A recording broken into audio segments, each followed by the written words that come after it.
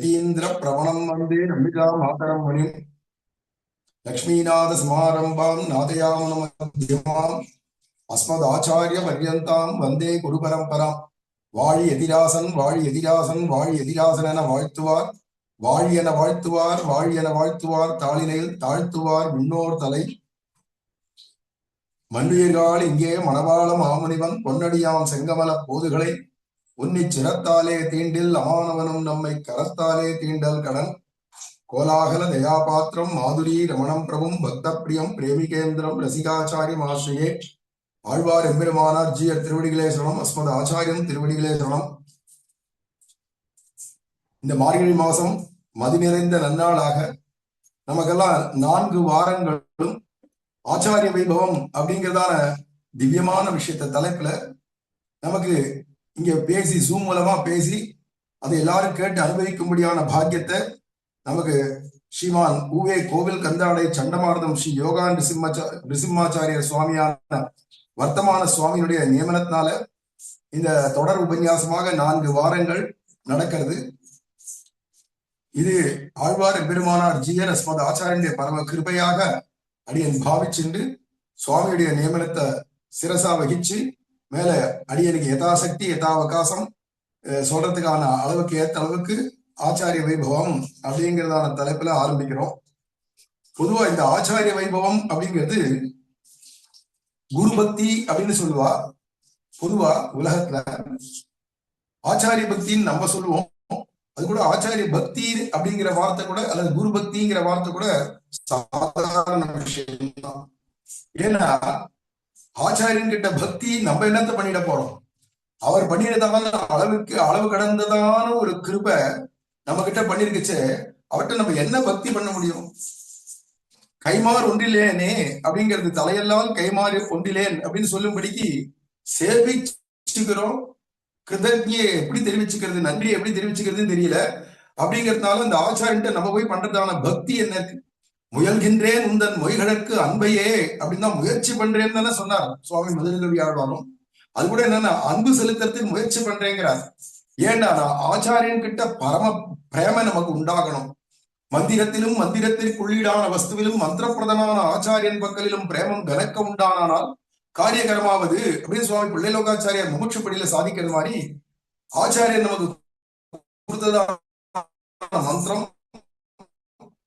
அந்த மந்திரத்துல சொல்லப்பட்ட பிரதிபாத்தியனான எம்பெருமான்,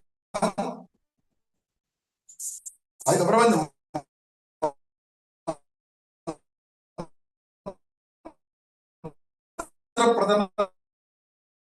நமக்கு மந்திரத்தை கொடுத்தாலே அந்த ஆச்சாரியன் 3 பேர் விஷயத்திலையும்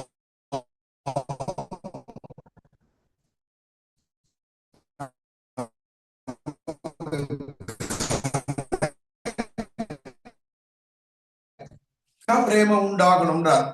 அந்த வார்த்தை கனக்க பிரேமை அப்படிங்கிறது thickest love and affection towards the lotus feet of Acharya அப்படிங்கிறத தவிர இங்கிலீஷ்ல வேணா அதை சொல்லலாம்.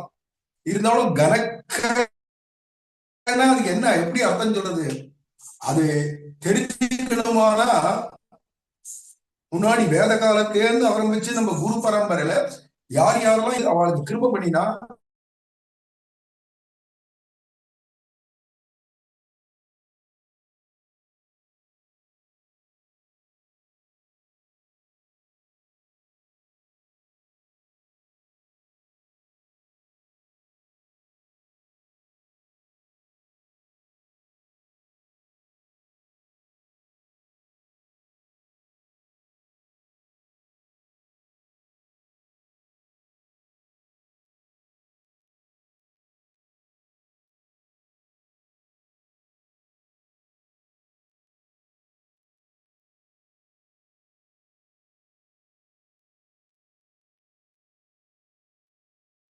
இப்படியாக அப்படின்னு சொன்னா அஞ்ஞானத்தை போக்குறவன்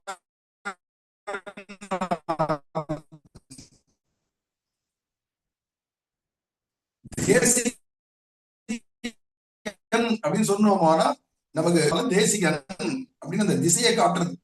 அச்சராச்சாரியன் அப்படின்ற சொல்லு இருக்கே அதுக்கு சரி நமக்கு அவர்தான் அடைய ஆச்சாரியர் அப்படின்னும் நமக்கு அவருடைய கைங்கரியமே பரவாயில்ல. ஆச்சாரியர் தான் நமக்கு சேஷி. ஆச்சாரிய லட்சியம் சேஷினா அவர் தான் நமக்கு சுவாமி எஜமானன். நாம் அவருடைய கைங்கரியத்தை இங்க உலகத்துல இருக்கச்சும் சரி, அங்க வைகுண்டம் போயிட்டாலும் நம்ம சம்பிரதாயத்துல வைகுண்டம் அடைந்தார், பரமபதம் அடைந்தார் அப்படின்லாம் சொல்றது வழக்கம் இல்ல. ஆச்சாரியன் திருவடி அடைந்தார் அப்படின்னு தானே சொல்றோம். இப்ப வைகுண்டம் போனாலும் நம்ம ஆச்சாரியன் திருவடிக்கு தான் போறோமே தவிர பரவாசுதேவனான ஸ்ரீமன் நாராயணுடைய திருவடிக்கு நம்ம போறது இல்லை. அங்க போனா கூட நமக்கு ஆச்சாரியன்ட்டு தான் பெருமாள் சேர்த்து விடுறார். அப்ப அத்திர பரத்திர சாபி அப்படின்னு சொன்னார் இல்லையா சுவாமி மனவாள மாமனிகள். அது மாதிரி இங்கேயா இருக்கட்டும், பரமபதமான வைகுண்டமே போனாலும் நமக்கு ஆச்சாரியன் திருவடி ஒன்னே லட்சியம் அப்படிங்கிறதுனால ஆச்சாரியன்ற ஸ்தானம் ரொம்ப உயர்ந்ததா இருக்கு. அப்பேற்பட்ட உயர்ந்த ஸ்தானம் ஆச்சாரியன்றது. அப்பேற்பட்டதான ஆச்சாரிய வைபவம் அப்படின்னு சொன்னோம்னா வேதங்கள்ல இருந்து ஆரம்பிச்சோம்னா முதல்ல குரு குருன்னு தான் சொல்லும். ஏன்னா அஜ்ஞானத்தை போக்கி ஞானத்தை உண்டாக்குறதுனாலேயே குரு அப்படிங்கிற சப்தத்தினாலேயே தான் குறிக்கிறது. அதுல முண்டகோபனிஷத் அப்படிங்கிறதான உபனிஷத்துல ஒரு மந்திரம், பரீட்சலோகான் கர்மச்சிதான் பிரம்மணோ நிர்வேதமாயான் நாஸ்தியகிருத கிருதேன தத் விஜானார்த்தம் ச குருமேவாபி கச்சேத் சமித்பாணிகி ஸ்ரோத்ரியம் பிரம்மனிஷ்டம் அப்படின்னு வருது. அதாவது நமக்கு தெரிஞ்சுக்க வேண்டியதான ஞாதவியமாகிய விஷயம் 3 விஷயங்கள். ஒன்று என்னடானா பிரகிருதியை பத்தி, ரெண்டாவது என்னடானா ஜீவாத்மாவாகிய தன்னுடைய சொரூபம், மூன்றாவது பரமாத்மாவாகிய பரபிரம்மத்தினுடைய சொரூபம். முதல்ல இந்த 3 விஷயங்களை தெரிஞ்சுக்கணும். அதுக்கப்புறமா அந்த பரபிரம்மத்தை அடையறதுக்கான வழியோ, அதுக்கு என்னென்ன இடைஞ்சல் தடங்கல்கள்லாம் வருதோ அதெல்லாம் போக்கிக்கிறது எப்படி அப்படிங்கிற விஷயங்கள்லாம் அடுத்ததுதான். முதல்ல தெரிஞ்சுக்க வேண்டியது சித்து அச்சித் ஈஸ்வரன், அதாவது ஜீவாத்மா, பிரகிருதி, ஈஸ்வரன் ஆகிய பரமாத்மா. இவ 3 பேரை பத்தியும் உள்ளது உள்ளபடி தெரிஞ்சுக்கணும். ஏன்னா மெய்யாம் உயிர்நிலையும் அப்படிங்கிறா இல்லையா, உண்மை சொரூபம். யதார்த்தமா இந்த ஜீவாத்மாவை எப்படி தெரிஞ்சுக்கணும், பரபிரம்மம்னா அவரை யதார்த்தமா எப்படி தெரிஞ்சுக்கணும், பிரகிருதியை பத்தி யதார்த்தமா எப்படி தெரிஞ்சுக்கணும் அப்படிங்கிற விஷயத்தெல்லாம் அதை தெரிஞ்சுக்கணுமானா நம்ம வெறும் நம்மளே உட்காந்து புஸ்தகத்தை வச்சு படிக்க முடியாது. ஒரு ஆச்சாரியருடைய கடாட்சத்தால அவருடைய உபதேசத்தை பெற்றுண்டோமானா அவருடைய முகேன தான் நமக்கு ஞானம் பூர்ணமாகும். அப்படிங்கிறதுனால அதுக்காக தத் விஜானார்த்தம் ச குருமேவாபி கச்சேது அப்படிங்கிறது வேதம். இந்த விஷயங்களை நம்ம தெரிஞ்சுக்கணுமானா அதுக்கு நம்ம யாரை போய் நாடணும்னா ஒரு குருவை நாடணும். நமக்கு இருக்கிற அஜ்ஞானம், நம்மளாம் சம்சாரிகள், அஜ்ஞானத்தை வாழ்ந்துட்டு இருக்கோம். வேலைக்கு அடுத்த வேலைக்கு என்ன சாப்பாடுன்னு பார்த்துட்டு இருக்கோம், எப்படி சுகபோகத்தை அனுபவிக்கலாம்னு பார்த்துட்டு இருக்கோம். உலக விஷய சுகங்கள்லயே கண்டதே காட்சி கொண்டதே கோலன்ற மாதிரி அத்தை தின்று அங்கே கிடக்கும்னு இருக்கிற நமக்கு அந்த அஜ்ஞானமாகிய இருட்டை போக்கி ஞானன்றதான ஒளிய ஏத்துறவர் யாருடானா பிரகாசிக்க செய்யறவர் குரு. அதனால தத் விஜயானார்த்தம் இந்த சித்து அச்சித் ஈஸ்வரன்றதான தத்துவத்திரய விஷயமோ அர்த்த பஞ்சக விஷயமோ மந்திரத்திரயத்தினுடையதான காலக்ஷேபம் மூலமா நமக்கு தெரிஞ்சுக்கிறதுக்காக தத் விஜயானார்த்தம் ச குருமேவா விகச்சேத். அவன் ஒரு குருவை நாடனும், குருவை நோக்கி போகணும். குருமார்களும் எப்படி இருப்பானா ஆமாயந்து பிரம்மச்சாரிண ஸ்வாஹா, உத்தமமான சிஷ்யர்களான பிரம்மச்சாரிகள்லாம் 4 திக்குல இருந்து என்கிட்ட வந்து சேரட்டும் அப்படின்னு குருமார்களும் ஆசைப்படுவோம். ஆச்சாரியர்களும் சிஷ்யர்களும் எப்படினா ச குரு மேவாதி கச்சேதுன்னு ஆர்டர் போடணும். போகணும் அப்படின்னு வேதமே என்னைக்குமே ஆர்டர் போடும். அது மாதிரி ஆணையிட்டு போ, ஒரு குருவை நாடு அப்படிங்கிறது. அப்படி போச்சவை என்னன்னா அந்த ஆச்சாரியனுக்கு வெறும் கையோட போய் கடிய நாட்டம் போய் விழாத திருவடியில, அதுக்கு பதிலா கையில ஏதாவது ஒரு உபகாரம் கொண்டு போ. குரு தட்சிணைன்னு சொல்றா இல்லையா, ஆச்சாரிய தட்சிணை. ஏதோ உன்னால முடிஞ்சது எதையாவது கொண்டு, வெறும் கையோட போய் நிக்காத. அந்த காலத்துல எல்லாம் ஆச்சாரியர்கள்லாம் ஹோமங்கள் யாகங்கள்னு பண்ணுவா. அப்ப அதுக்கு ரொம்ப முக்கியமா ஒரு சுள்ளி தேவைப்படும் இல்லையா, ஒரு சமித்து. அந்த சமித்தியாவது கொண்டு போ. அதெல்லாம் சொல்றது சமித் பாணிகி, கையில உபகாரமா ஏதோ ஒண்ணு கொண்டு போ. இந்த காலத்துல எல்லா ஆச்சாரியர்களும் ஹோமங்களோ யாகங்களோ பண்றாளோ இல்லையோ, ஆனா அவ திருவாராதனம் நித்தியம் பண்ணுவா. அதுக்காக 4 பழமாவது கொண்டு போ, புஷ்பமாவது கொண்டு போனா. உண்மையா பார்த்தா நம்மளால முடிஞ்ச அளவு தட்சணையும் கொடுத்து 100 100 1000 கொடுத்து இன்னும் ஆளும் செய்வன் அப்படின்னு கைங்கரியமும் பண்ணணும் ஆச்சாரியர். ஆனா இன்னைக்கு இருக்கிற காலத்துல எல்லாரும் சமாஷனம் பண்ணிட்டு போயிடுறாளே தவிர, அவ வெளியூர்கள்ல அங்கங்க இருக்காளே தவிர, எப்பயாவது வருஷத்துக்கு ஒரு நாளாவது திருநட்சத்திரம்னு வரைச்சேவாது எல்லாரும் கூட வேண்டாமோ? அல்லது ஆச்சாரியருடைய தகப்பனாருக்கு தீர்த்த தவசமான திருவத்தியனம் வருதுன்னா அந்த சமயத்துல இதுக்கெல்லாம் கூடணும். முடிஞ்சதுன்னா கேட்டு அவாவா மணி ஆர்டர் பண்றேன் அல்லது நம்ம நெட்ல அனுப்பிச்சு வச்சிடறேன் பைசாவை கொடுத்துட்டா மட்டும் ஆயிடுமான்னா நேரம் வந்து உடம்பால உழைக்கணும். அதனால ச குருமேவாமி கச்சேதுன்னு சொல்லிட்டு சமித்பாணிகி ஸ்ரோத்ரியம் பிரம்மனிஷ்டம். அடுத்தது ஆச்சாரியருடைய தகுதி சொல்றது இங்க வேதம் முண்டகோபனிஷத். அப்போ குருவை நாடிவிட்டானா அந்த குரு எப்படி இருப்பானா, நீ ஏதோ ஒன்னால முடிஞ்சதை கொண்டு போய் சமர்ப்பி. ஆனா அந்த ஆச்சாரியன் எப்பேற்பட்டவனா இருப்பானா, ஸ்ரோத்ரியம் பிரம்மனிஷ்டம். ஸ்ரோத்ரியன்னு சொன்னா சகல வேதாந்தங்களுடைய உட்பொருளும் தெரிஞ்சவனா இருக்கணும். அதுதான் ஞானம் அனுஷ்டானம் இவை நன்றாகவே உடையனான குருவை அடைந்த கால் அப்படின்னு சுவாமி மணவாள மாமனிகளும் உபதேச ரத்னமால சாதிக்கிறார். அப்ப ஞானானுஷ்டானங்களை பூர்த்தியா இருக்கணும்ன்றதான் இந்த வார்த்தை மணவாள மாமனிகளுக்கு எங்கேருந்து எடுக்கிறாருன்னா, இந்த முண்டகோபனிஷத்துல ஸ்ரோத்ரியம் பிரம்மனிஷ்டம் அப்படின்னார்.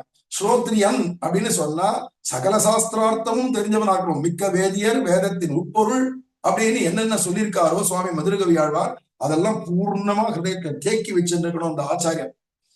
இது ஞானம். அனுஷ்டானம் என்னடனா அதுக்கு சொல்ற வேதம் சொல்றது பிரம்மனிஷ்டம் அப்படின்னா, இவன் சிஷ்யாலை எதிர்பார்த்துட்டு இருக்கிறவன் இல்ல, இவா தராளா அவா தராளா இவா கைங்கரியத்துக்கு வருவாளா அப்படின்னு பார்க்காத, நமக்கு நம்ம ஆச்சாரியர் கிருபை இருக்கு, எம்பெருமான் பிராட்டிய வாழ்டைய கிருபை இருக்கு, அதனால எது தேடின்னு வரணுமோ அது தேடி வரட்டும். ஆனா நான் யார்கிட்ட நிஷ்டையோட இருப்பேன்னா பிரம்மத்துக்கிட்ட நிஷ்டையோட இருப்பேன் அப்படின்னு இருக்கக்கூடிய ஒரு ஆச்சாரியர். அப்பேற்பட்ட ஆச்சாரியர்கிட்ட சமித்பாணி ஏதோ ஒரு உபகாரத்தை கொண்டு போய் கொடுத்து சமர்ப்பிச்சுட்டு விழுந்து சேவிச்சு தெரிஞ்சுக்க வேண்டியதெல்லாம் தெரிஞ்சுக்கோ. அவருடைய கடாட்சத்தினால்தான் நீ எந்த விதத்தையும் முன்னேற முடியும். ஏன்னா ஞானான் மோட்சகா, ஞானம் இருக்கிறவனுக்கு தானே வைகுண்டம் கிடைக்கும். அப்படிங்கச்சு அந்த ஞான பரிபாகம் எப்படி வரும் அப்படின்னா ஆச்சாரிய கடாட்சத்தினால்தான் வரும். நீ எவ்வளவுதான் விழுந்து விழுந்து குட்டிகரணம் பாஞ்சி படிக்கிறேன்னு ஒவ்வொரு சாஸ்திரமா நம்மளே உட்கார வச்சுட்டு, நான் இன்னைக்கு ஸ்ரீவச்சன பூஷணம் பாராயணம் பண்றேன், நான் இன்னைக்கு தத்துவத்திரைய பாராயணம் பண்றேன், நான் இன்னைக்கு அர்த்த பஞ்சக பாராயணம் பண்றேன் அப்படின்னு அஷ்டாதச ரகசிய கிரந்தத்தையும் நம்மளே உட்காந்து எல்லாம் தமிழ் தான் பிரிண்ட் பண்ணி கொடுத்துட்டாலே படிப்போமேன்னு என்ன படிச்சாலும் ஆச்சாரிய கடாட்சம் இல்லாதவனுக்கு எதுவுமே புரியாது, யதார்த்தமா புரியாது, உண்மை சொரூபத்தை அது காட்டாது. குரு கிருபையினாலதான் பூர்ணமா ஒருத்தன் தெரிஞ்சுக்க முடியும் அப்படிங்கிறதுனால, அதனால ஒரு ஆச்சாரியனை போய் நாடு. நீயா புஸ்தகத்தை படிச்சுட்டு புத்தக புழுவா இருக்காத, ஆச்சாரியன் கடாட்சம்.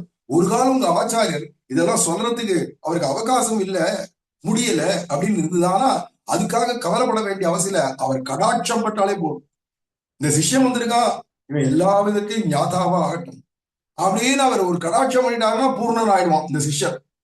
காலட்சம் இங்கதான் கேட்கணும்ன்ற இல்ல, பல பேர்கிட்ட கேட்கலாம்னு சாஸ்திரம் சொல்றதுனால நம்ம சம்பிரதாயத்தை சேர்ந்த பல பேர் ஆச்சாரியர்கிட்ட போய் காலட்சேபம் கேட்டு தெரிஞ்சுக்கலாம். அவளுக்கு அவகாசம் இருக்கச்சு அவ சொல்லுவா, நம்ம ஆச்சாரியனுக்கே அவகாசம் இருந்துச்சு நம்ம ஆச்சாரியனே சொல்லுவார். நீங்க கேட்டா மத்தவாள்லாம் என்னடா அடுத்த வீட்டு அம்மாவை போல, நம்ம ஆச்சாரியன் நமக்கு சொந்த பெத்த அம்மாவை போல, அன்னையாய் அத்தனாய் என்னை ஆண்டிடும் தன்மையான் அப்படின்லாம் இருக்கிறதுனால அப்படிப்பட்ட ஒரு ஆச்சாரியன்கிட்ட போ அப்படின்னு பகவத்கீதையிலையும் கண்ணபிரான் சொன்னா, வெறுமனை போய் நிக்காத தடிய நாட்டம், போய் சேவை பண்ணு அப்படிங்கிறான், கைங்கரியத்தை பண்ணு அப்படிங்கிறான். அங்க பரிப்பிரஷ்னேன சேவையா உபதேட்சந்திதே ஞானம் ஞானினஹா தத்துவதரிசனா தத் வித்தி பிரணிபாதேன பரிப்பிரஷ்னேன சேவையா. இது பகவத்கீதையில கீதாச்சாரியன் சொல்ற வார்த்தை. அந்த ஆச்சாரியன்கிட்ட போனியானா அவரை சேவி, முதல்ல பார்த்த உடனே பார்த்த இடத்துல அப்படியே விழுந்து சாஷ்டாங்கமா தண்ட சமர்ப்பி. அதுக்கப்புறமா எழுந்த உடனே ஆச்சாரியனுக்கு சிரசுக்கு மேல கைகுவி ஆச்சாரியன்ட்ட போய் இவரை தவிர நமக்கு யார் கதி இருக்கா, ஏது கதி நமக்கு இவரை விட்டா அப்படிங்கிற எண்ணத்தோடையும், அடியன் பரம நீச்சன் அப்படிங்கிறதான எண்ணத்தோட அவர்கிட்ட நெருங்கி ஆச்சாரியருக்கு என்ன கைங்கரியம் அடியன் பண்ணணும் அப்படின்னு அவர்கிட்ட கேட்டு, அவர் எந்த கைங்கரியத்தை கொடுக்கிறாரோ உகப்பா அந்த கைங்கரியத்தை நம்ம பண்ணிவிட்டு சேவை பண்ணிவிட்டு தான் அப்புறமா உனக்கு ஏதாவது சந்தேகம் இருந்தால் ஆன்மீக விஷயத்துல, அதாவது ஆத்ம விஷயத்தையோ பரமாத்ம தத்துவ விஷயத்தையோ அல்லது உபாய விஷயத்தையோ பிரகிருதி விஷயத்தையோ உனக்கு ஏதாவது வேதாந்தங்கள்ல எல்லாம் சந்தேகங்கள் இருந்தா கேடு. அவன் என்ன பண்ணுவானா, உபதேட்சந்திதே ஞானம் ஞானினஹா தத்துவ தரிசனா, உனக்கு உள்ளது உள்ளபடி எப்படி அத விஷயத்தை தமமா சொன்னா புரியுமோ, ஏன்னா ஆளுக்காள் புரிஞ்சுக்கிற சக்தி வேற, யாருக்கு எப்படி சொன்னா புரியும்னு தெரிஞ்சுண்டு அவளுக்கு அப்படி எப்படி சொல்ல வேண்டிய முறையில சகல வேதார்த்தங்களையும் வேதாந்தங்களையும் பிறகு உபய வேதாந்தங்களையும் எல்லாத்தையும் ரகசிய கிரந்தங்கள் உட்பட சொல்லி தருவார். அவர் கடாட்சமே போறோம் எல்லாம் வந்துடும் அப்படிங்கிறதுனால கீதையில கீதாச்சாரியனும் ஆச்சாரியன நாடு அப்படின்றதையும் ஆச்சாரியன்ட்ட போய் சேவிச்சு கைங்கரியம் பண்ணு அப்படிங்கிறதையும் ஆணித்தரமா சொல்றார்.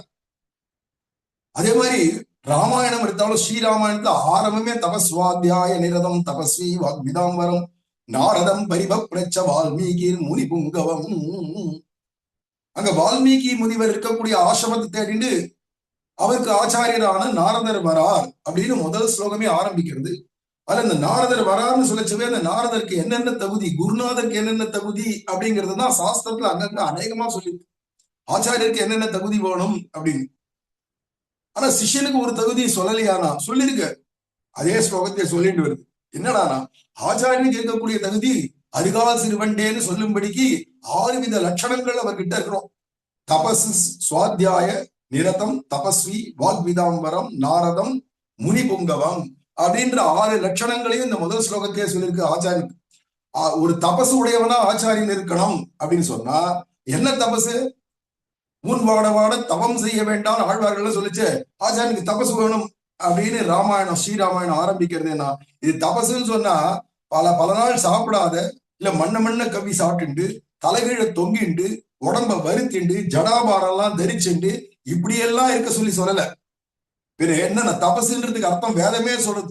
சுவாத்தியாய பிரவச்சனாபியாம் ந பிரமதிதவ்யம் சுவாத்தியாய பிரவச்சனே ஏவேதி நாகோ மௌத்கல்யா தத்தி தபஸ் தத்தி தபஹா.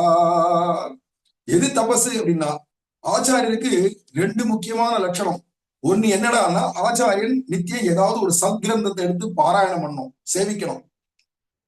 அது சேவிக்கிறது அப்படின்னு இது ஒரு தபஸ். 2வது என்னடான்னா தான் படிச்சதையோ கேட்டதையோ ஆச்சாரியர் முக்கியன அது தன்னுடைய அனுபவத்தையே இது 3த்தின் திரிவேணி மாதிரி கூட்டி தன்னை தேடின்னு வரக்கூடிய சிஷ்யாளுக்கு அதை பிரவச்சனமாக உபன்யாசமாக காலட்சேபமாக எடுத்து சொல்லணும். இது 2 தான் பிரவச்சனம் அப்படின்னு வேதம் சொல்றது. இத தேடின்னு வரவாளுக்கு சொல்றதும் பாராயணம் பண்றதும் அதாவது சேவிக்கிறதும் இப்படி யார்கிட்ட இருக்கோ அவன் தான் தபஸ்வி. அதுதான் தபசு. சோம்பேறித்தனமே படக்கூடாது. அதையும் சொல்றது வேதமே. அதனால சுவாத்தியாய பிரவச்சனாபியாம் ந பிரமதிதவ்யம் அப்படிங்கிறதுனால அப்படி இருக்கிறதுனால தபஸ்வாத்தியாய நிரதம் இது 2த்துலயுமே நிரந்தனா இருக்கான். தபஸ்வி அப்படிங்கிறதுனாலே முன்னாடியே சொல்லிடுத்தேன் தபசுங்க. திருப்பி எதுக்கு சொல்றாருங்க அப்படின்னா அது காரணம் இங்க தபஸ்விங்கிறது அத அனுபவத்துல உடையவனா இருக்கணும். சுவாத்தியாயம் பண்றா நன்னா, ஆனா சட்டியில இருந்ததானே அகப்பைக்கு அவர் தனக்கே அனுபவம் இல்லாதவன் வர சிஷ்யனுக்கு அனுபவத்தை கொடுக்க முடியாத அதுதான் தபஸ்வி அப்படிங்கிற வார்த்தையினால சொல்றார். மேலும் துரியம் நான் பேசுறவரா இருக்கணும் வாக்கு அப்படின்னா வர சிஷ்யால்ட்டெல்லாம் நல்லா பேசி கரப்பாரா இருக்கும் அப்படின்னு நினைக்க கூடாது. அதான் சொல்ல வாக்விதாம்பரம்னு தான் படிச்சதையும் தான் கேட்டதையும் தன்னுடையதான அனுபவத்தையும் கலந்து சிஷ்யாளுக்கு நல்ல மனசுல அனுபவம் ஏற்படும்படிக்கு எடுத்து சொல்றதான ஆற்றல் இருக்கு பாருங்க. தனக்கு எல்லாம் தெரிஞ்சுக்கலாம் ஆனா எடுத்து சொல்ற ஆற்றல் இருக்கு பாருங்க. அதுக்குதான் வாக்மின்னு பேர். அதனால இங்க சொல்றாரு வாக்விதாம்பரம். வாக்கு நல்ல அழகான வாக்கு. நம்ம சுவாமி மணவாள மாமனிகளை சாதிக்கச்சே அவரை பத்தி விஷதவாக் சிகாமணியான நம் சுவாமி ஸ்ரீ மணவாள மாமனிகள் அப்படின்னு சொல்றது வழக்கம். விஷதவாக் சிகாமணின்னு நம்பெருமாளே பேர் கொடுத்தாரானா எப்படி பேசியிருப்பார் இல்லையா? அதான் வாக்விதாம் வரம். அப்புறம் நாரதம். நாரதர்ன்றது ஒரு ஆச்சாரியர் வராரே அது அவருக்கு பேர் நாரதர்னா அது மட்டும் இல்ல, நாராயணம் ததாதி நாரதா. நாராயணனையே சிஷ்யனுக்கு இந்த இடத்துல எப்படி நாராயணன் கொடுக்க சிஷ்யனுக்கு இப்ப இருக்கிற காலத்துல கூட இருக்க இப்ப கொடுக்கும் போது கடைசியில திருவாராதன அவதாரமான பெருமாளையோ அந்த சிஷ்யனுக்கு கொடுத்து இவரை தவறாத ஆராதனை பண்ணி அப்படின்னு கையில கொடுத்தாலே நாராயணனை கொடுத்தாச்சு. ஏன்னா சுயம்புவாச்ச சாலக்கிராம பெருமாள் அல்லது அர்ச்சாவதாரமா ஆச்சாரங்க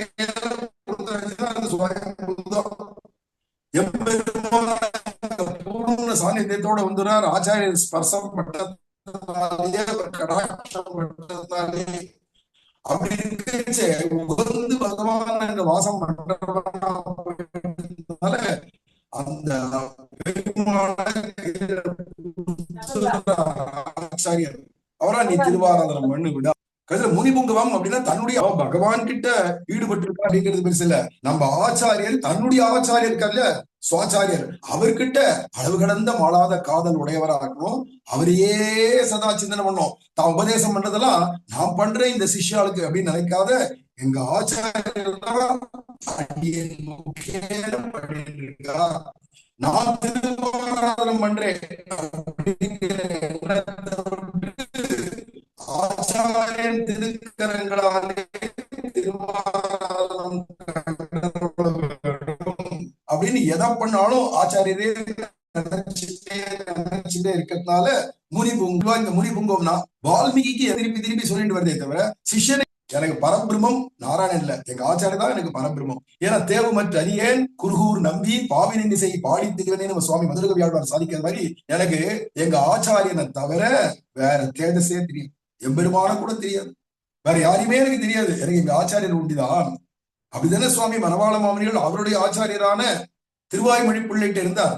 ஆகாசத்தை பார்த்தாலும் திருவாய்மொழி பிள்ளை, பூமியை பார்த்தாலும் திருவாய்மொழி பிள்ளை, எங்க பார்த்தாலும் திருவாய்மொழி பிள்ளை அப்படின்னு திருவாய்மொழி பிள்ளையான ஆச்சாரியரே விஸ்வரூபமாக பார்த்தாங்க இல்லையா, அதுதான் தேவுமற்றறியேன்ற மேல வேற தேஜஸே தெரியாது, எனக்கு எங்க ஆச்சாரியரே பரபிரம்மம் அப்படிங்கிற ஸ்திதியில இருக்கிறதுக்கு இல்லையா, அது முனிபுங்கவம். சிஷ்யன் அது அப்படி இருக்கணும். அதே விஷயம் ஸ்ரீ பாகவத புராணத்தையும் இது சொல்றது. சாத்தே பரேச்ச நிஷ்ணாதம் பிரம்மன் உபசமாசியம் தத்திர பாகவதான் தர்மான் சிக்ஷேது குருவாத்ம தெய்வதா. ஆச்சாரியனையே பரதெய்வமாக பாவிக்கணும் சிஷ்ய லட்சணம். அப்போ சாஸ்திரத்துல மற்ற இடங்கள்ல பார்த்தா யதா தேவே ததா குரு, எப்படி எல்லாம் நீ பகவான் ஸ்ரீமன் நாராயணன்ட்ட பக்தி பண்ணுவியோ கைங்கரியம் பண்ணுவியோ எப்படி எல்லாம் உறவு கொள்வியோ அத்தனை உறவையும் அத்தனை கைக்கரியமும் அத்தனை பாவனைகளையும் உங்க ஆச்சாரியட்ட நீ வச்சுக்கோ. அவாவா அவாவா ஆச்சாரியட்ட அப்படி இருக்கணும், அந்த இருக்கணும் அப்படிங்கிறது சொல்றது.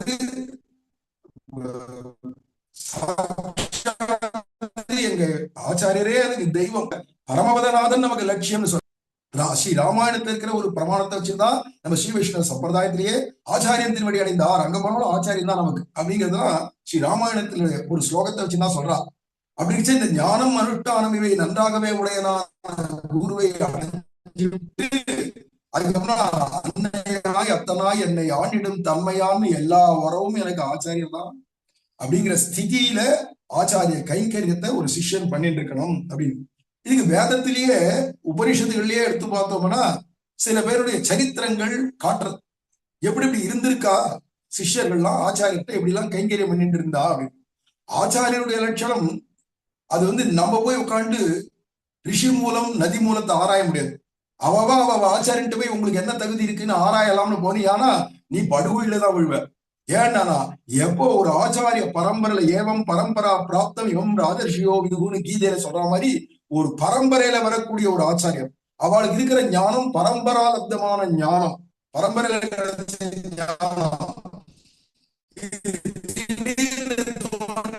அங்க ஒரு சித்தர் இருக்காரா, இங்கிருந்தான குருமார்கள் மாதிரி இல்ல நம்ம 74 சிம்மாசனாதிபதிகள் பரம்பரையில வந்தவன். சாட்சாத் எம்பெருமானார் ராமானுஜரே பார்த்து 74 பேரை நியமனப்படுத்தி இவ பரம்பரையில வரவாழ்கிட்ட யார் யார் ஆசிரிக்கிறாளோ அவளுக்கு நான் வைகுண்டம் தருவேன் அப்படின்னு சொல்லியிருக்கார் ராமானுஜரே. அப்பேற்பட்டதான அந்த பரம்பரை ஆச்சாரியர், அந்த பரம்பரையில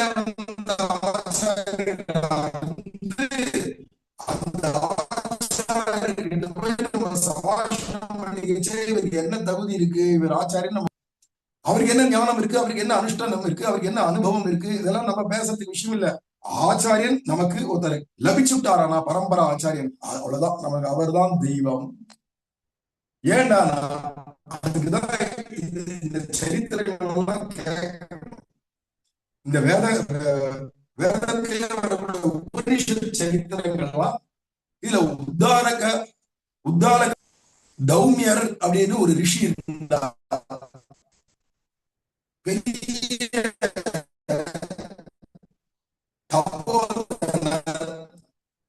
சகல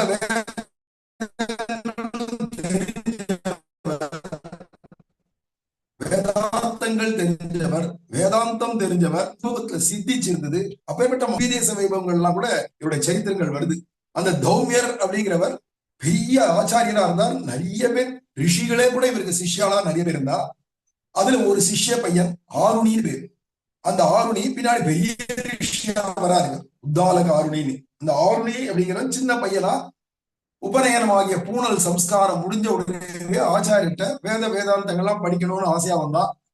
அந்த காலத்துல எல்லாம் வந்த உடனே ஒருத்தருக்கு பாடம் சொல்லி கொடுத்துட மாட்டான். இந்த காலத்துல வந்துட்டு ஒரு நாள் காக்க வச்சுட்டோம்னு வச்சுப்போம், நாளைக்கு சொல்லலாம்னு காக்க வச்சுட்டோம்னு வச்சுப்போம், இந்த ஆச்சாரியரே வேண்டான்னு ஓடி போயிடுவான். நான் வந்திருக்கேன், எப்பேற்பட்ட வந்திருக்கேன், எனக்கு ஒண்ணுமே சொல்லாதே உட்காந்துருக்காரு இந்த ஆச்சாரியர் அப்படின்டுவான். அந்த காலத்துல அப்படி இல்ல, அவனை சேவை பண்ண வைப்பான். ஆச்சாரிய என்ன பகவான் கீதையில அதான் பார்த்துட்டு சொல்றான்,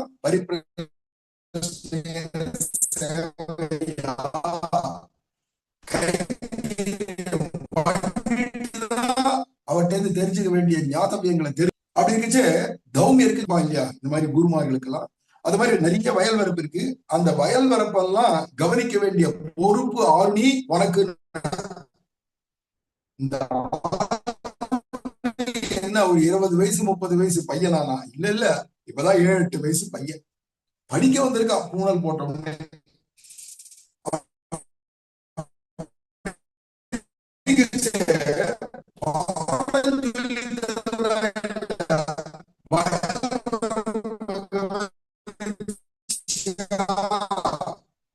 என்னாச்சு, நாத்து நட்டுட்டாளா, உரம் போட்டாளா, இப்படி கேட்டுட்டே இருப்பார்.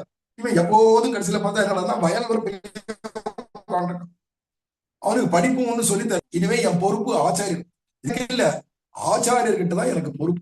என் பொறுப்பு பூரா அவர். இந்த சம்சாரம் எல்லாம் ஆச்சாரியர்கிட்ட ஒப்படைச்சாச்சு. இனிமே அவர் எப்படி நம்மள வழி நடத்துறாரோ அப்படி நம்ம இருக்க வேண்டியது. அவருடைய அபிமான பாத்திரமா ஆயாச்சு போரும் அப்படிங்கிறதும் தயா பாத்திரம்னே வருது இல்லையா தனியன்கள்ல, தயைக்கு பாத்திரம் ஆயாச்சு அப்படின்னு இருந்துட்டு ஸ்ரத்தையா கவனிக்கிறான் இந்த ஆருணி.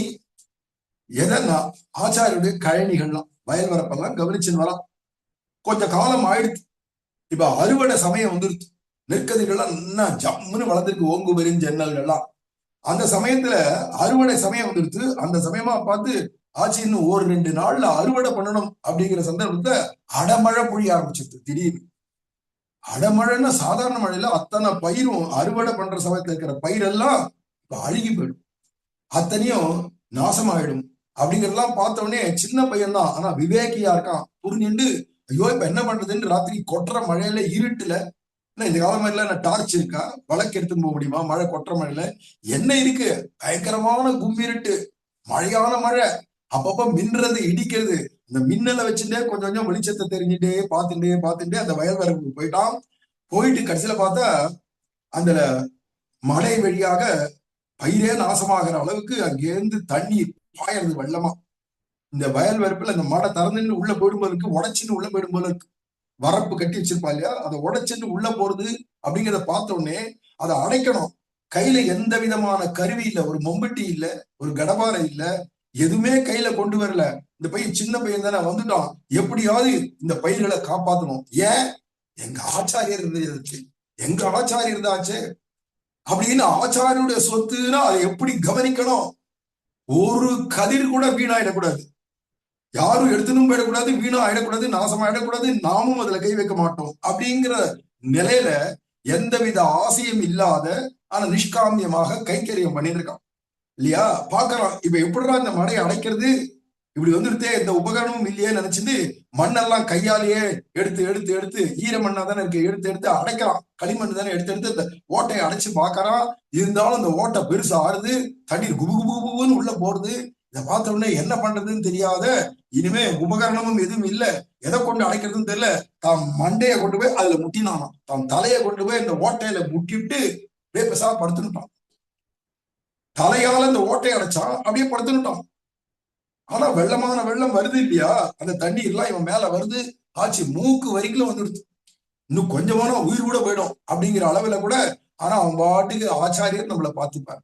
நமக்கு என்ன இருக்கு, ஆச்சாரியர் இருக்கார் நமக்கு, நம்ம ஏன் கவலைப்படணும், ஆனா ஆச்சாரியுடைய சொத்தை நம்ம ஒழுங்கா கவனிக்கணும் அப்படின்னே படுத்துன்றதான். அவன் மேல களிமண் எல்லாம் மூடி, வர களிமண்கள்லாம் மூடி, தண்ணீர் எல்லாம் மூடி, தலை மட்டும் ஓரளவுக்கு கொஞ்சம் மேடா இருக்கிறதுனால தலை மட்டும் வெளியில தெரியறது, இவனுக்கு சுவாசம் விடுறது, அவ்வளவுதான்.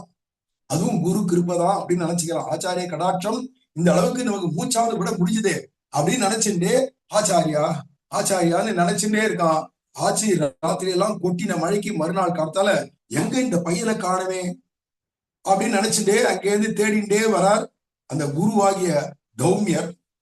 ஆருணி, ஏ ஆருணி எங்கடா போன, அடே பையா ஆருணி எங்கடா போன அப்படின்னு அங்கேருந்து அப்படியே நடந்து நடந்து நம்ம வயல் வரப்புக்கு போயிருப்பானோ, இங்கதான் அவன் பாத்துக்கிறான் கைங்கரியம் அப்படின்னு நினைச்சு நீங்க வந்து பார்த்து ஆருணி ஆருணின்னு கூட்டிகிட்டே வந்தா, உடனே அந்த பையன் படுத்துட்டு இருக்கிற பையன் உடம்பு பூரா வரும் களிமண் மூடி போயிடுது, வெறும் முகம்தான் வெளியில லேசா தெரியுது.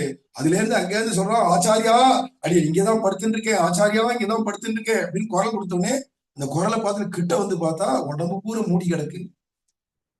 முகம் விட்டு வெளியில தெரியறத பார்த்தோடனே எல்லா மத்த சிஷ்யாவை விட்டு முதல்ல அவனை வெளிப்படுத்து அப்படின்னு சொல்லி அந்த மணல் எல்லாம்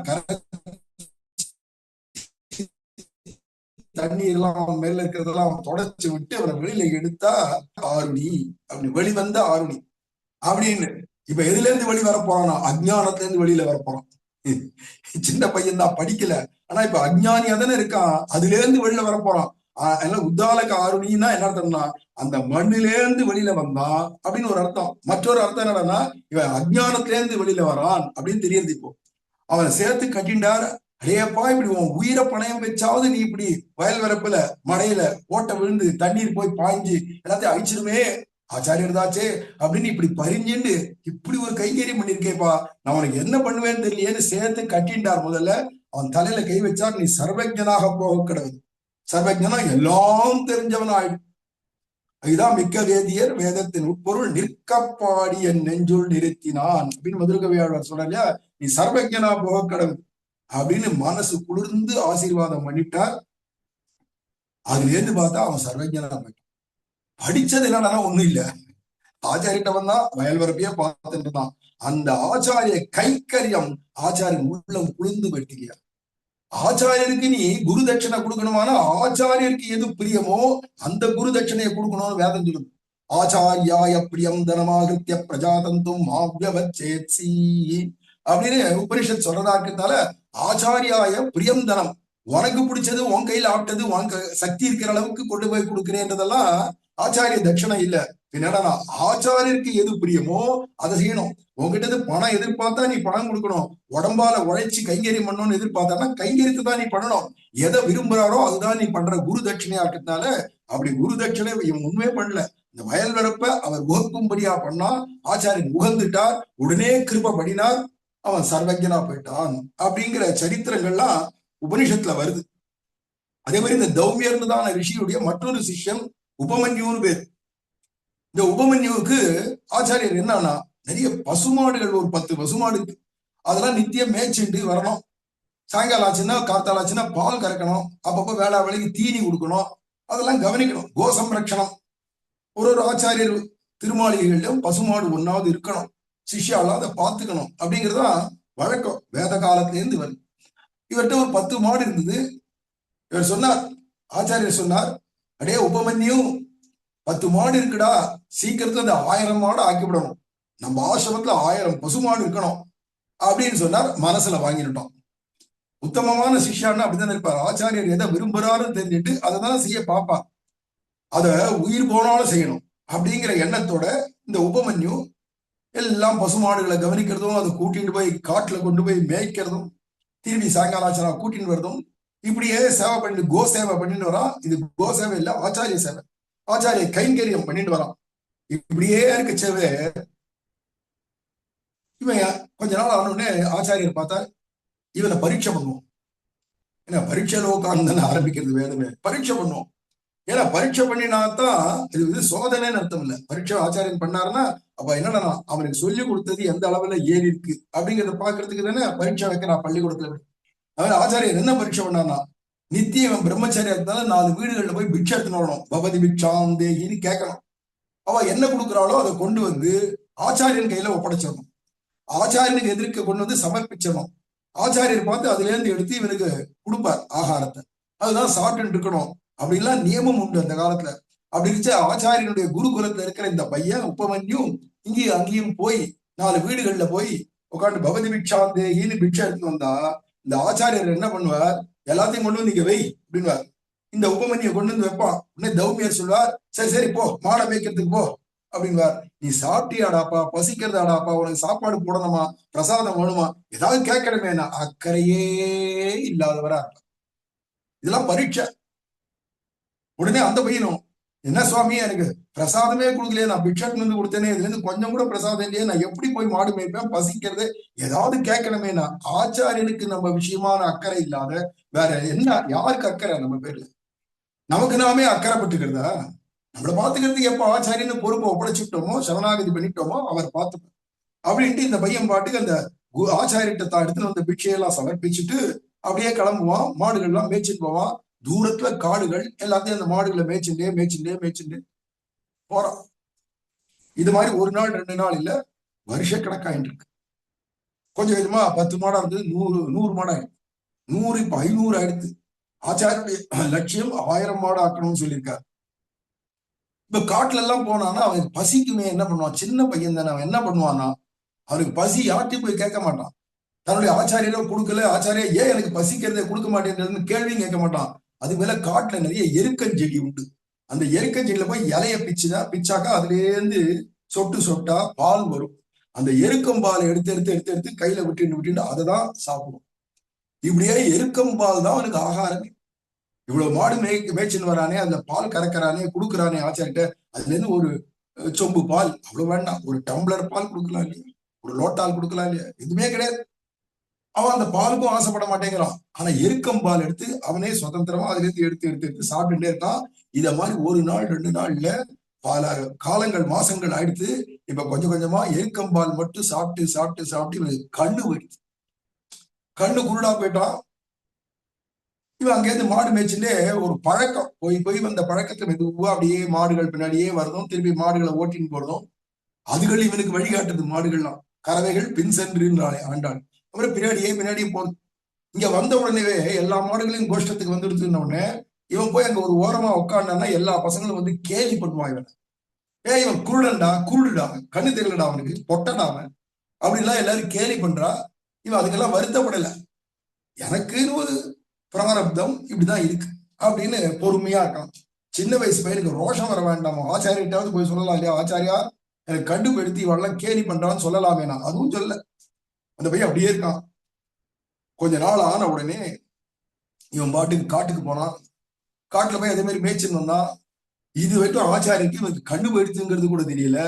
இவனும் அங்க மேய்ச்சிட்டே போன இடத்துல அந்த மாடுகளை கவனிக்காத அங்க ஒரு மொட்டை கிணறு இருக்கு, அந்த கிணத்துல போய் விழுந்துட்டான். கண்ணு தெரியல பாவம். காலடி அடுத்தது எடுத்து வச்சான், முதேன்னு கீழே விழுந்துட்டான். கிணத்துக்குள்ள விழுந்துட்டான். உள்ள இருந்து ஆச்சாரியா ஆச்சாரியா ஆச்சாரியான்றான். சாயங்காலம் பொழுது யார் வருவா இந்த காட்டுல? யாருமே இல்லை. ராத்திரி பொழுது ஆச்சோ இல்லையோ, மெதுவா காணமே, வருவான், வந்துருவான், அவனே வந்துருவான், உபமன்யு வந்துருவான் அப்படின்னே தனக்கு தானே சமாதானம் சொல்லிட்டு உட்காந்துருக்காரு ஆச்சாரியர். சிஷ்யாலும் அவன் கண்ணு போயிடுத்து சுவாமின்னு சொல்லணும் இல்லையா, அவளும் வாய் மூடிட்டு இருக்கா. அழகா விழுந்திருப்பான் அப்படின்னு தெரியும் அவளுக்கு. காலங்கத்தால விட்டு இந்த பையனை காணணும்னே அவசர அவசரமா ஓடி வர்றாரு ஆச்சாரியர். காட்டுல எல்லாம் வந்து உபமன்யு, அடே உபமன்யு, ஏ உபமன்யு அப்படின்னு கத்திட்டே வச்சு ஆச்சாரியோட குரல் கேட்டுதோலையோ, ஆச்சாரியா இந்த கிணத்துக்குள்ளதான் கிடக்க அப்படின்னா. ஆச்சாரியருடையதான கைங்கரியம் பண்ணி என்னத்தை கண்டானா பாழுங்கணத்துல விழுந்து கிடக்கும். இப்படிதான் பாழுங்கணத்துல விழுந்துருவானா ஆச்சாரியனை நம்பினவன் அப்படின்னு அடுத்த கேள்வி வரும். ஆச்சாரியர் எங்கேருந்து வந்து பார்த்தால், என்னடா பான தெரியாத நான் காலை வச்ச சுவாமி, அடுத்த அடி எடுத்து வச்ச, இந்த கண்ணனுக்கு தெரியல, கீழே வந்துட்டு என்ன ஒண்ணு மற்ற சிஷ்யாலெல்லாம் கூப்பிட்டு அவனை முதல்ல மேல தூக்குங்க. அவன் தூக்கின உடனே அங்கேருந்து வந்தா தடவிண்டே வந்து ஆச்சாரியோட திருவடியை தொட்டு கண்ணில் ஊத்தினா. ஏண்டாப்பா உனக்கு கண்ணு தெரியலையா? இல்ல சுவாமி, கொஞ்ச நாளா கண்ணு தெரியல எனக்கு. ஏண்டா? அம்மா நீ என்ன சாப்பிடுற டெய்லி? என்னத்த சாப்பிடுற, எங்க சாப்பிடுற? நான் கேட்காதே இருந்துட்டேனே. இதை தனியும் பரீட்சை தானே பண்ணியிருக்காரு இத்தனாளா, கேட்டிருக்க வேண்டாமோ இத்தனால, கேட்கல. இப்படிதான் ஆச்சாரியர்கள்லாம் இருப்பா, கண்டுபிடிக்க முடியாது. ஏன்னா கம்பீர புருஷர்கள். என்னப்பா என்ன சாப்பிடுற நீத்து? பசி எடுத்ததுன்னா வேற ஒண்ணு இல்லை, இங்க இருக்கக்கூடிய எருக்கம் பாலை தான் சாப்பிடுவேன் சுவாமி. அப்படியா, எருக்கம் பாலை சாப்பிடுற? ஆமா, அதனால கண்ணு போயிடுத்து சுவாமின்னா. உடனே ரொம்ப உருகி போயிட்டான். இப்படி ஒரு ஆச்சாரிய பக்தியா இவனுக்கு அப்படின்னு நினைச்சிட்டு ரொம்ப பஷ்டாதாபப்பட்டு உடனே பகவான் ஸ்ரீமன் நாராயணனை தியானம் பண்ணிட்டு, உபமன்யு நீ நாராயணனை பூஜை பண்ணு, பகவான் ஸ்ரீமன் நாராயணனை திருவாராதனம் பண்ணு, பூஜை பண்ணு, பகவான் ஸ்ரீமன் நாராயணன் உனக்கு அனுகிரகம் பண்ணுவான். இதுதான் ஆச்சாரிய கடாட்சம். ஏன்னா எல்லாரும் தான் நாராயணனை பூஜை பண்றா பெருமாளை. உடனே பெருமாள் வந்து பிரசன்னம் ஆயிட்டு வரான்னா, குருவுடைய அனுகிரகம், ஆச்சாரிய கடாட்சம். இப்ப என்னாச்சுன்னா பகவானுக்கு இவன் திருவாராதனம் பண்ணா, எதிர்க்க பார்த்தா பகவான் பிரத்யட்சமாயிட்டான். எந்த பகவான ஊழி தவம் செய்தார் வெள்கி நிற்பேன் தொண்டடிப்படி ஆழ்வார். அத மாதிரி ஊழியா எல்லாருக்கும் தபசு பண்ணவாளுக்கு கூட வராத எம்பெருமான், தியானம் தபசு யோகம் தியாகம் எதை பண்ணாலும் வராத எம்பெருமான் ஒரு ஆச்சாரியோட கடாட்சம் தான் எதிர்க்க வந்து நிக்கிறான். இந்ததோடு இல்லாத இவன் ரொம்ப நாளா சாப்பிடல இல்லையா பாவம். அதனால ஒரு அப்பத்தை வர வச்சார் பெருமாள். அந்த அப்பத்தை கையில கொடுத்தார். இன்னைக்கு கூட அப்ப குடத்தான்னு ஒரு திவ்ய தேசத்துல பெருமாளை போய் சேவிச்சா அப்பம் திருவா சாயங்காலம். அந்த அப்பம் நல்ல ருச்சிகரமான நெய்யில பண்ணின அப்பத்தை எடுத்து பெருமாள் கையில கொடுத்து, இது சாப்பிடுறா குழந்தை, இப்பவே சாப்பிடு, என் எதிர்க்கே இங்க சாப்பிடு அப்படின்னு உடனே அந்த பையன் உடனே எத்தனை வருஷமா பசியோட இருப்பான், எதுவுமே சாப்பிட்டது இல்ல, இந்த அப்பத்தை கொடுத்தோடனே பக்கு குழந்தை தானே வாங்கி வாயில போட்டுக்கலாமே, நான் போட்டுக்கல. பெருமாளை பார்த்து சொல்றான், பிரபோ நாராயணா, இது வெற்றி எனக்கு எந்த பிக்ஷை கிடைச்சாலும் நான் எங்க ஆச்சாரத்தை கொண்டு போய் கொடுத்துருவேன். அவர் பார்த்து அடி எனக்கு கொடுத்தாதான் நான் வாங்கிப்பேனே தவிர நானா போய் எடுத்துக்கிறது வழக்கம் கிடையாது, ஸ்வீகரிச்சுக்கிறதுன்றது வழக்கம் கிடையாது. அதனால இது எங்க ஆச்சாரத்தை கொண்டு போய் கொடுத்துட்றேன் அப்படின்னு சொன்ன உடனேவே பகவான் சந்தோஷப்பட்டான். இது ஒன்ன மாதிரி ஒருத்தர் உண்டா, இப்படி ஒரு குரு பக்தி ஒருத்தனுக்கு உண்டா, அதனால உனக்கு இழந்த கண்ணை நீ பெறுவாய். கூரத்தாழ்வான் சுவாமி கூரத்தாழ்வானுக்கு காஞ்சி வரதராஜ பெருமாள் அப்படின்னு பட்டமரம் துளிர்க்கிறது மாதிரி கண் மலரும் அப்படின்னார். கண்ணு மலர்ந்துருத்து இல்லையா, பார்வை வந்துருத்து இல்லையா கூரத்தாழ்வானுக்கு. அது மாதிரி இப்ப பகவான் எம்பெருமான் அதே வரதராஜன் தானே. இந்த எம்பெருமான் பார்த்தால் உனக்கு கண்ணு மலரட்டும் அப்படின்னா அப்படியே பழையபடி கண்ணு நல்லா தெரிய ஆரம்பிச்சு. அந்த பெருமாளை ஏற இறங்க பார்த்து, பிராட்டியை ஏற இறங்க பார்த்து ஆனந்தப்பட்டு ஆபாத சூடும் அனுபூய அப்படிங்கிறது மாதிரி பூரா அனுபவிச்சுட்டு, அப்ப சரி உங்க ஆச்சாரிட்ட கொண்டு போய் இந்த அப்பத்தை கொடு அப்படின்னு உடனே கண்ணை கொடுத்துட்டான் பகவான். ஆச்சாரிட்ட சேவிச்சுட்டு, ஏன்னா பெருமாளை பார்த்தேன், நான் பெருமாளை பார்த்தேன், இந்த அப்பத்தை கொடுத்தார் சாப்பிடுனார், ஆச்சாரிட்ட தான் நான் கொடுப்பேன்னு சொன்னேன், உடனே உனக்கு கண்ணு மலரட்டும்னார், கண்ணு வந்துருத்து. ஆச்சாரியா உங்க கிருப்பையினால கண்ணு வந்து, பெருமாள் கிருப்பையினாலன்னு சொல்ல. பெருமாள் கிருப்பை பண்ணோம்னா முன்னாடி பண்ணிக்கலாமே, களத்துல உழறதுக்கு முன்னாடியே பண்ணிக்கலாமே. ஆச்சாரியன் பார்த்து நீ ஸ்ரீமன் நாராயணனை திருவாராதனம் பண்ணுன்னு சொன்னதுக்கு அப்புறமா தான் பெருமாள் பிரத்யட்சமாகி இப்ப அதை அனுகிரகம் பண்ணியிருக்கார். அதனால இவன் தேவருடைய கிருபையினால கண்ணு வந்துருச்சு சுவாமி, இது பெருமாளே கொடுத்த அப்பம், அப்ப கூடத்தான் பெருமாள் கொடுத்த அப்பம் அப்படின்னு உடனே இதை பார்த்த உடனே அந்த ஆச்சாரியனுக்கு உருகி போயிட்டு, பெருமாளே கொடுத்து இத்தனை வருஷமா சாப்பிடாத இருக்கிற பிள்ளைக்கு கொடுக்க தான் சாப்பிட மாட்டான் சின்ன வயசு பையன், என்கிட்ட கொண்டு வந்து கொடுத்தது பார்த்தோன்னே கண்ணீர் விட்டு சேர்த்து கட்டிண்டு, என் அப்பனே குழந்தை உபமன்யும் நீயே சாப்பிடு, இதை பூர்ணமா நீ சாப்பிடு அப்படின்னு கொடுத்தாரோ இல்லையோ, அதை சாப்பிட்ட உடனே பரிபூர்ணமான ஞானம் உண்டு. இவனு என்னடா படிக்கிறது ஒண்ணுமே இல்ல, குரோகோ அனுகிரகேணைவ புமான் பூர்ணகா பிரசாந்தையேன்னு குச்சேலர்கிட்ட கண்ணபிரான் துவாரகாதீசன் சொல்ற வார்த்தை. ஆச்சாரியுடைய கடாட்சத்தினால்தான் ஒருத்தன் பரிபூர்ணமாவான் அப்படின்னுச்சு. அந்த ஆச்சாரிய கடாட்சம் கிடைச்சவாளெல்லாம் பத்தி உபனிஷத்துகளே சொல்ற கதைகள் இதெல்லாம் மகாபாரதம் போன்றதான இதிகாசத்துல சொல்லக்கூடியதான சரித்திரம், அப்பேற்பட்டதான சரித்திரங்கள், ரொம்ப ஆச்சரியமான விஷயம் இதெல்லாம். சாட்சாது இது வேத காலங்கள்ல இருந்ததான ஆச்சாரிய பக்தர்கள், ஆச்சாரிய வைபவங்கள் காட்டப்படும். அதுக்கடுத்து புராண காலத்தை எடுத்தோம்னா பிரகலாத ஆழ்வான், அவன மாதிரி உண்டா, பள்ளியில் ஓதி வந்ததன் சிறுவன் வாயிலோர் 1000 நாமம் அப்படின்னு சுவாமி திருமங்கையாழ்வார் தெள்ளிய சிங்கமாகிய தேவ திருவல்லிக்கேணி கண்டேனேன்னு பாடச்சவே இப்பதான் பாடசாலையில கொண்டு போய் சேர்த்திருக்கா. சண்டாமர்கன்ற ஆச்சாரியனுடைய பாடசாலையில ஹிரண்யகசிபு கொண்டு போய் சேர்த்தான். 5 வயசு குழந்தை பாடசாலை படிக்க ஆரம்பிக்கச்சவே அவ என்னதான் ஹிரண்யாய நமகான்னா கூட இவனுக்கு அது ஏறல. ஏன்னா ஆச்சாரிய கடாட்சம். இவ அம்மா வயிற்றுல இவன் குழந்தை கர்ப்பத்துல இருக்கச்சவே கருவிலே திருவிழாதீர் காலத்தை கழிக்கின்றேன்னு சொன்னாரு. அது மாதிரி கர்ப்பத்திலேயே கடாட்சம் வேணும், ஆச்சாரிய கடாட்சம் வேணும். கருவிலே திருவுன்றது கர்ப்பஸ்ரீமானா இருக்கணும். அதெல்லாம் நம்ம பாத்துல எல்லாம் யாராவது ஒரு ஸ்திரீ கர்ப்பவதி ஆயிட்டான்னா உடனே ஆச்சாரியர்கிட்ட கொண்டு போய் சேவிக்க வைக்கணும், ஆச்சாரியர் கடாட்சம் பண்ணணும், அல்லது 4 பாகவதாள் திருவடியில போட்டு சேவிக்க சொல்லி கடாட்சம் பண்ண செய்யணும். நிறைய உபன்யாசங்களை கேட்க சொல்லணும், நிறைய ராமானுஜ நாமத்தை சொல்ல வைக்கணும். திவ்ய தேசங்கள் முடிஞ்சா 5 மாசம் வரைக்கும் கூட போகலாம்னு இருந்ததுன்னா திவ்ய தேசங்கள்லாம் போகலாம். முடியலன்னா கூட பரவாயில்ல, ஆத்திலேயே நித்தியம் பெருமாளை சேவிச்சுட்டு ராமானுஜ நாமம் சொல்லிட்டு நிறைய உபன்யாசங்களை காதால கேட்டுட்டு இப்படியே ஆச்சாரியர் அப்பப்போ சேவிச்சுட்டு இப்படி இருந்தா சத்தான குழந்தை வாயும் நன் மக்களை பெற்று மகிழ்வரேன்றது மாதிரி உத்தம புத்திரனோ புத்திரியோ வரப்பா. அதுக்கெல்லாம் ஆசைப்படணும் இல்லையா? அப்படி கயாதூன்னு பேர் அவ அம்மாவுக்கு, பிரகலாதனுடைய தாயார். பிரகலாத ஆழ்வான் கர்ப்பத்துல இருக்கச்சே அவ அம்மா நாரதனுடைய சிஷியா இருக்கிறதுனால நாரதர்கிட்ட உட்காந்து கேட்பலாம், காலட்சேபம் எல்லாம் கேட்கச்சே அவர் நாராயண நாமத்தினுடையதான பிரபாவம் குலந்தரும் செல்வந்ததிடும்னு ஆரம்பிச்சு நள்ளிருள் அளவும் பகலும் நான் அழைப்பன் நாராயணா என்னும் நாமம்ன்ற விஷயங்கள் எல்லாம் நாராயண நாமத்துடைய பிரபாவத்தை சொல்ல சொல்ல இந்த வயிற்றுல இருக்கிற குழந்தை அம்மா தூங்கி போயிடுவாளாம். ஏன்னா கர்ப்பவதியா இருக்கிறதால கொஞ்சம் அசதியில தூங்கிட்டானா கூட நாரதர் சொல்லிட்டே இருப்பார், ஏண்டானா இந்த அம்மா கேட்கறதுக்காக இவ சொல்ல, வயிற்றுல வளர்ற குழந்தை கேட்கணும் அப்படிங்கிறதுக்காக சொல்ல, இவ அம்மா கொட்டிட்டே கதை கேட்கிறோம். தூங்கி போயிட்ட உடனே அந்த குழந்தை வயிற்றுல இருக்கிற குழந்தை பிரகலாதன் அப்படின்னு கொட்டிட்டே கதை கேட்பானாம். அப்படியே கருவிலே திரு கர்ப்பஸ்ரீமானாக இருந்து சுவாமி ஸ்ரீ பிரகலாத ஆழ்வான் தோன்றினான் இல்லையா. பிற்பாடு என்னாச்சுன்னா 5 வயசு இல்ல பேச்சு வரைச்சிலேருந்து அவன் வாயில நாராயண நாராயணன்னு வாயில் ஓர் 1000 நாமம்னா இல்லையா. இப்படியே சகசிர நாமங்கள் அப்படியே வந்துட்டே இருக்கு. அப்படிங்கச்ச கடைசியில இவனை ரொம்ப இம்சை பண்ணான் இரண்யகசிபு. நாராயணான்னு சொல்லாதேன்னு இவன் சொல்லுவேன்னு அடம் பண்ணான். அதெல்லாம் முடிஞ்சது. கடைசியில எவ்வளவோ சித்திரவதை பண்ணி பார்த்தா இவனுக்கு ஒரு அழிவும் இல்லை. பகவான் தான் கோவிந்த புஜகுப்தான்னு கட்டி காக்குறானே. அப்படி இருக்கிறதுனால இவனை ஒன்னும் பண்ண முடியல.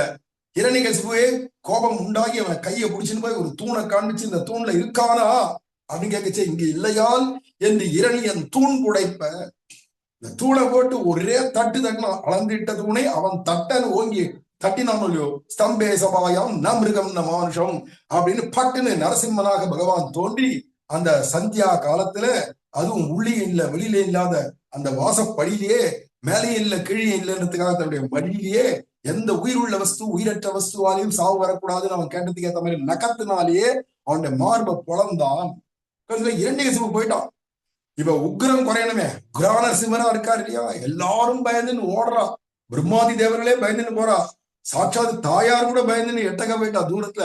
அப்படிங்கச்சே பிரகலாதனை பார்த்து தாயார் சொல்றா, நீ கிட்ட போய் பகவான ஸ்தோத்திரம் பண்ணுப்பா, உங்க அப்பா உன்னதான் எதிர்பார்த்துட்டு இருக்கார். யார் உங்க அப்பா? நரசிம்மர் தான்.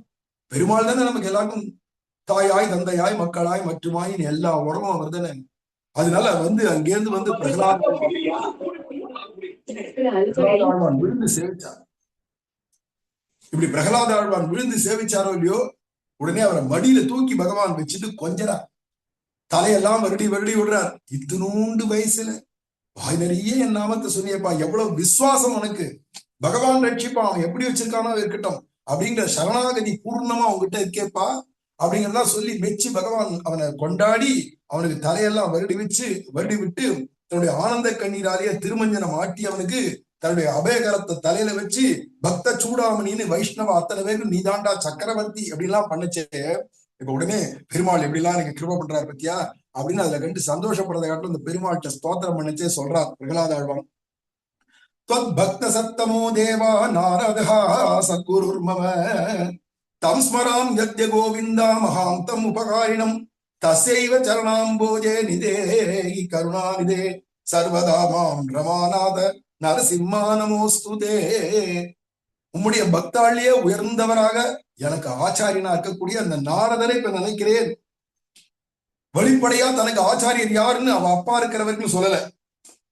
கர்ப்பத்திலேயே ஆச்சாரியருடைய கடாட்சம் பெற்றவன், அவனுக்கே தெரியும். ஆனா எனக்கு ஆச்சாரியர் நாரதர் தான் அப்படின்னு வெளிப்படுத்தினா இரண்யகசிபு தொந்தரவு பண்ணுவான் நாரதரை. அப்படிங்கிறதுனால எங்க ஆச்சாரியர் நாரதர்னு சொல்லாத அதுக்கு பதிலாக வாய மூடிட்டு இருக்கான். பெருமாள் தான் தெரியாமையா இருந்து எனக்கு பிரேரணை பண்றார் அப்படிலாம் சொல்லிட்டு இருந்தான். இப்ப என்ன ஆச்சுன்னா தைரியமா சொல்றான். அப்பா போயிட்டார் இல்லையா, தைரியமா சொல்றான், நாரதர் தான் எனக்கு ஆச்சாரியர், அவரை இப்ப நான் ஸ்மரிக்கிறேன். அவர் கிருபை இல்லைன்னா இந்த பாக்கியம் எனக்கு கிடைக்குமா?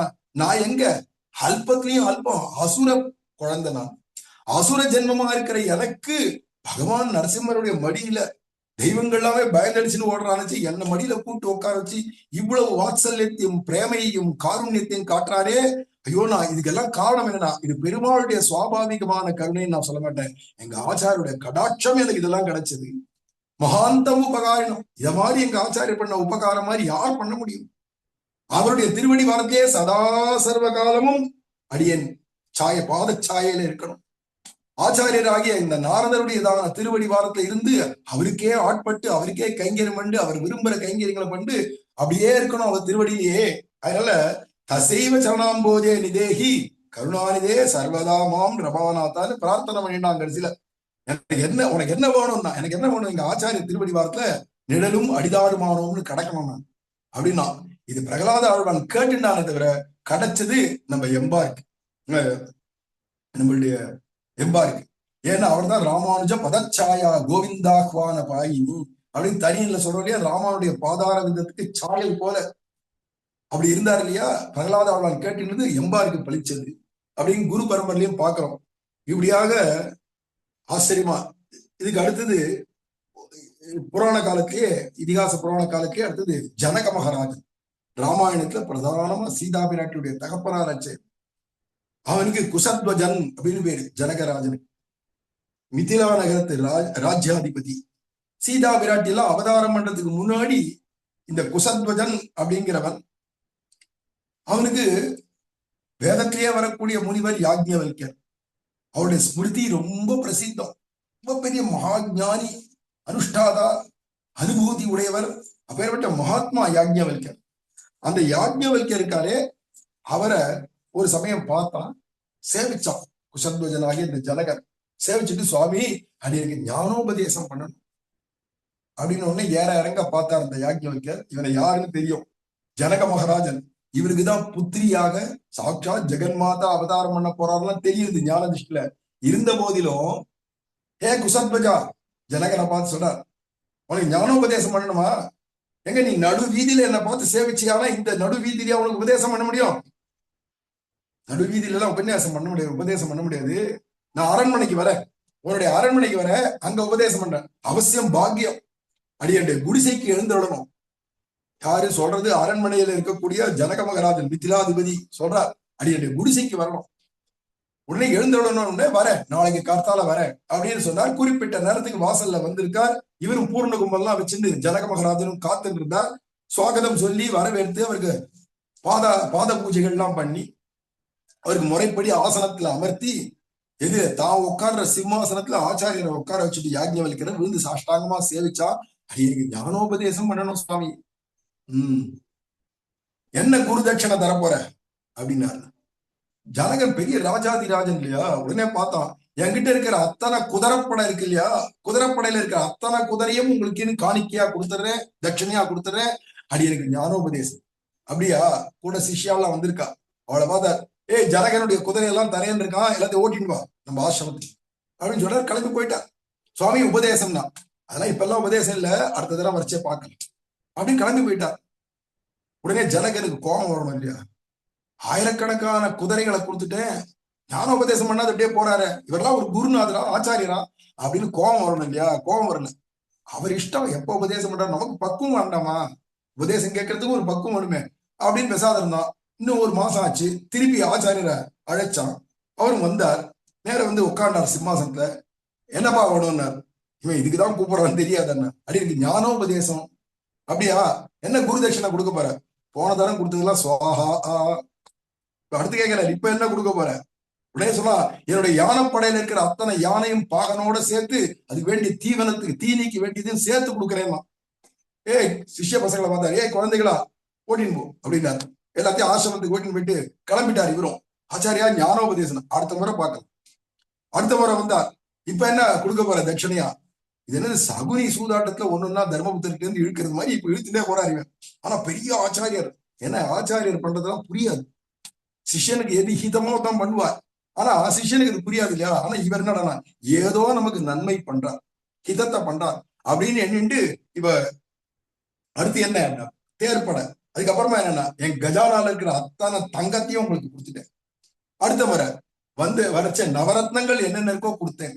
வரிசையா ஒவ்வொரு தடவை ஒவ்வொன்றா வாங்கிட்டு போயிட்டே இருக்கார். காட்டுல எங்கதான் இந்த ஆசிரமத்துல இடம் இருக்கோ எல்லாத்தையும் கொண்டு போய் வைக்கிறார், சேகரிக்கிறார்.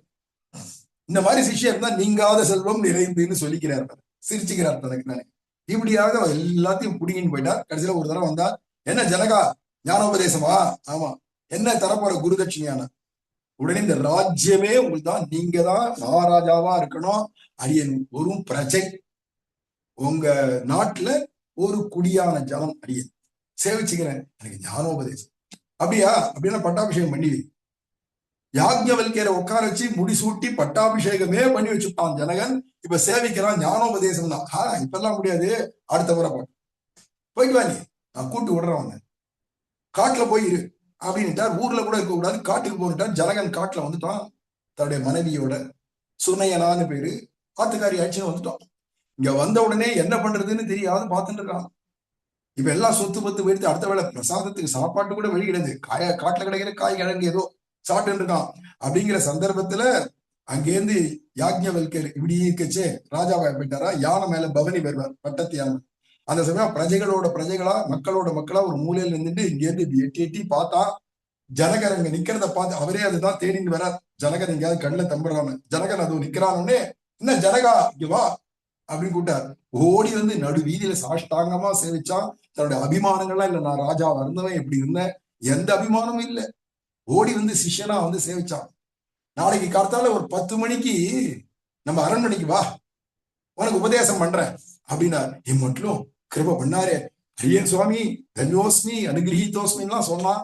கிளம்பிவிட்டான். மறுநாள் காத்தால யாக்ஞவல்கர் அங்க தர்பார்ல உட்காந்துருக்கார், அரண்மனையில சிம்மாசனத்துல. வந்தார் ஜனக மகாராஜன், வாயில் காப்பாளன்ட்ட சொன்னார், அடியன் ஜனகன் வந்திருக்கேன், உள்ள வரலாமான அனுமதி கேட்டு சொல்லுங்கோ அப்படின்னு. உடனே யாக்ஞவல்கரும் வர சொல்லு ஜனகனை அப்படின்னு அழிச்சு அரண்மனையில இருந்து தனியா ஒரு அறை இருக்கு, அந்த அறையில கூட்டிட்டு போயிட்டு உட்கார வச்சு, சரிப்பா ஞானோபதேசம் பண்றேன், இப்ப என்ன எனக்கு தட்சணை கொடுக்க போறேன். என்ன இருக்கு அவங்ககிட்ட, ஓட்டாண்டி ஆயிட்டான், ஐசா பைசா இல்ல கையில, எதை கொடுக்கறது தட்சணையா, ஏதாவது வஸ்து இருக்கான்னு பார்த்தான், ஒண்ணும் இல்ல. உடனே பார்த்தான், ஒன்னே ஒண்ணு இருக்கு சுவாமி, அதான் என் கையில இருக்கு, அதை கொடுத்துறேன். என்னன்னா என்னையே நான் கொடுத்துறேன். இந்த ஆத்மா இருக்கு, மனசு இருக்கு, மூளை உடம்பு எல்லாம் இருக்கு இல்லையா, மொத்தமா அப்படியே உங்கள்கிட்ட சரணாகதி பண்ணிடுறேன், அடியேனையே உங்களுக்கு சொத்தா கொடுத்துட்டே உபதேசம் பண்ண. சரி உக்கார் அப்படின்னா உபதேசம் பண்ண ஆரம்பிச்சான். ஏண்டானா, நீ கொடுக்கிற பொண்ணும் பொருளும் படையும் எதுவும் ராஜ்யமே கொடுத்தாலும் ஆச்சாரியன் பண்ணக்கூடிய உபதேசம், ஆச்சாரியன் செய்த உபகாரம், அதுக்கு நீ என்ன பதில் செய்ய முடியும் தான் காட்டுறாரு யாக்ஞவல்கர். கடைசியில் நான் ஞானோபதேசம் நித்தியம் பண்ணிட்டே வரார், வேதாந்தத்தை எல்லாம் சொல்லிட்டே வரார். இவருக்கு சொல்லியாச்சு ஓரளவுக்கு, இவன் எந்த அளவுக்கு அதை அனுபவத்துல வச்சுக்கிறான் பார்க்கணும் இல்லையா, அனுஷ்டானத்துல இருக்கா அனுபவத்துல இருக்கான்னு பாக்குறதுக்காக பரீட்சை பண்ணா 4-5 வேலையாட்களை கூட்டார், சேவகர்களை.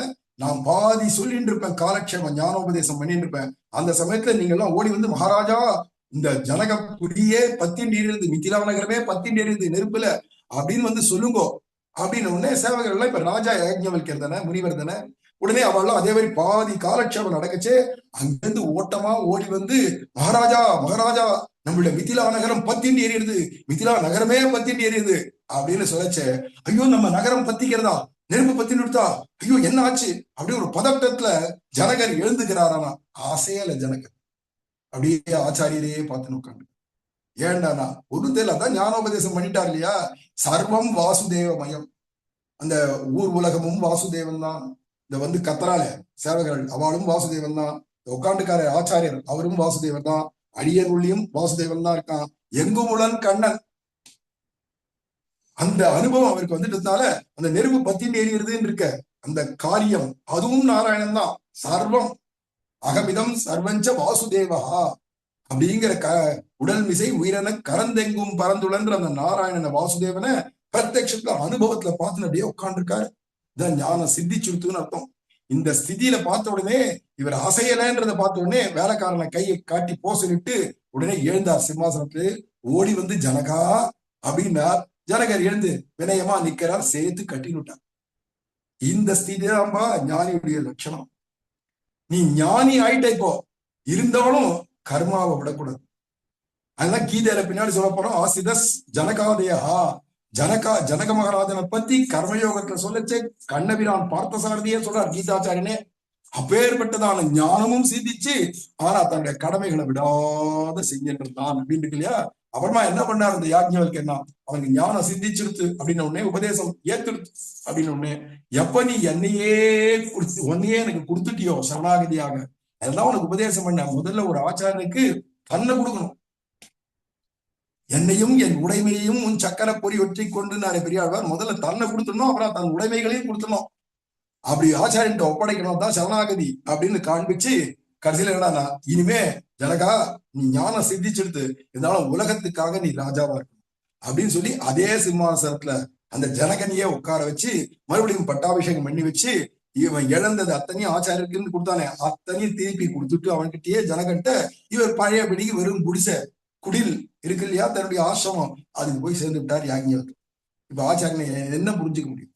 எல்லாத்தையும் கொண்டான்னு நடு ரோட்ல அவனை காட்டுல கொண்டு போய் வாழும்படிக்கு ஒரு ஓட்டாண்டிய போல பிச்சைக்காரனை போல பண்ணி வச்சுட்டாருன்னா அது புரியாது அவருடைய ஹிருதயம்.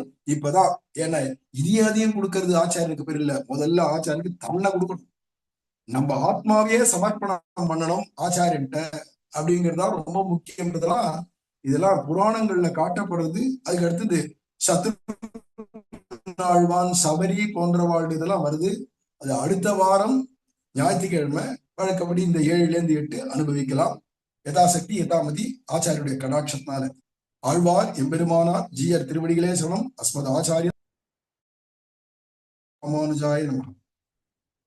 ஸ்ரீமதே ராமானுஜாய நம.